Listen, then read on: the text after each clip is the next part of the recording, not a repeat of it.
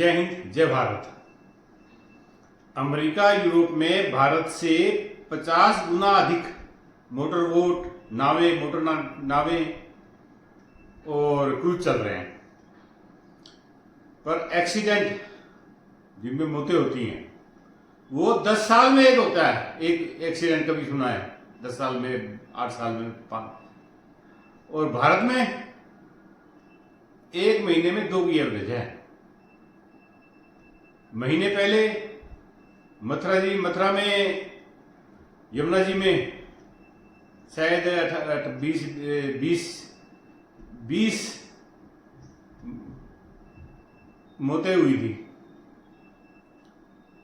हादसे में, नाव हादसे में, मोटर बोट हादसे में। उसके बाद 10 दिन पहले ये नर्मदा नदी में 9-10 मौतें हुई। अभी ये लेटेस्ट हमीरपुर में, यमुना जी में ही 7-8 मरे। ये मर्डर है। इसका कारण है भारत में जितनी भी मोटर बोट चल रही है सब जुगाड़ से चल रही है। मतलब जुगाड़ से बनाई हुई, छोटी कंपनी की बनाई हुई है।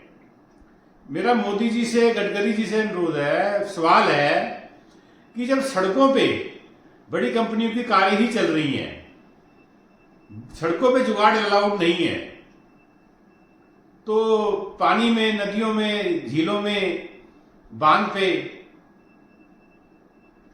ये जुगाड़ अलाउड क्यों कर रखे हुए हैं? अमेरिका यूरोप में बड़ी कंपनियों की ही मोटर बोट चल सकती है, बड़ी कंपनियों के ही क्रूज चल सकते हैं। ऑपरेट भी बड़ी कंपनियां ही करती है।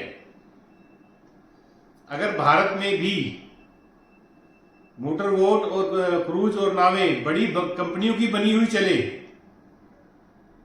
एक तो फायदा ये होगा कि एक्सीडेंट 5-7 साल, 10 साल में एक सुनाई देगा। 5-7 साल, 10 साल में एक एक्सीडेंट होगा, जो महीने में 2 का एवरेज है इस टाइम भारत में।